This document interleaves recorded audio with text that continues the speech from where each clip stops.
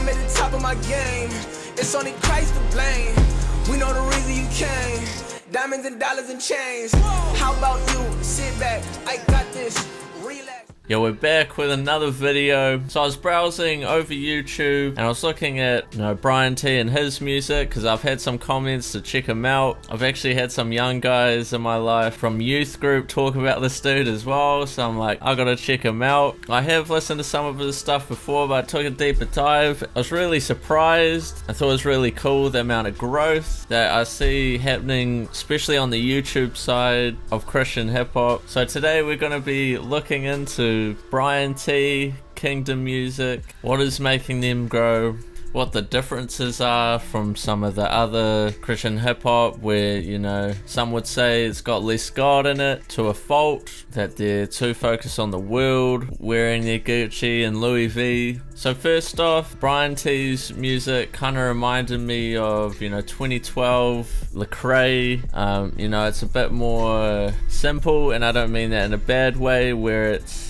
you know what they're talking about. They're talking straight Bible. He literally had a song called Abortion, so that song's about abortion. Obviously, there's some storytelling in that as well. I noticed the style of it. I think a reason why it's translating on YouTube more than the likes of Spotify or Instagram is that the style of the music, of the God Over Monies, of the, Kingdom Music, it's a little more leaning towards the older generation, at least compared to, the people in their 20s at the moment. Also noticed that he's big on Facebook as well, which is kind of where more the older crowd are. The younger crowd are more on likes of Instagram. I put out a tweet wondering why Bryann T is barely talked about in the Christian hip hop space, or at least, the bubble that I'm usually in. But he's out here on YouTube, their channel's growing at 5,000-6,000 subs a month, getting, 2.5 million views a month.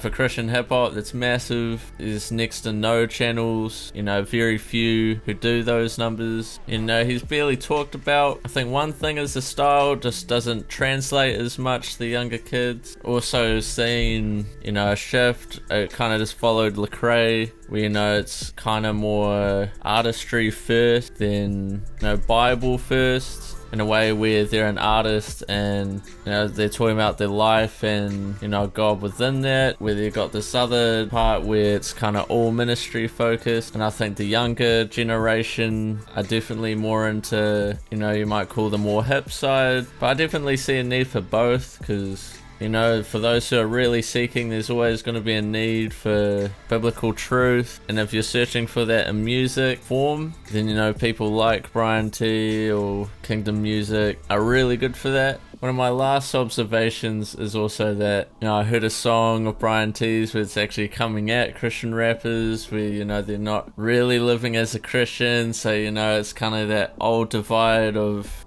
stuff Lecrae was getting flack for like 4 or 5 years ago, saying it's got to be more about Christ. All your music has to be Christ focused. But let me know what you guys think. What do you think is driving, Kingdom Music's and Bryann T's success on YouTube? Why isn't Christian hip hop talking about him enough? And where do you see Christian hip hop? Do you think there's a right and a wrong, or a this and this, but neither is wrong? Let me know. Hope you guys enjoyed. Subscribe if you want to see more, and I'll see you guys in my next video.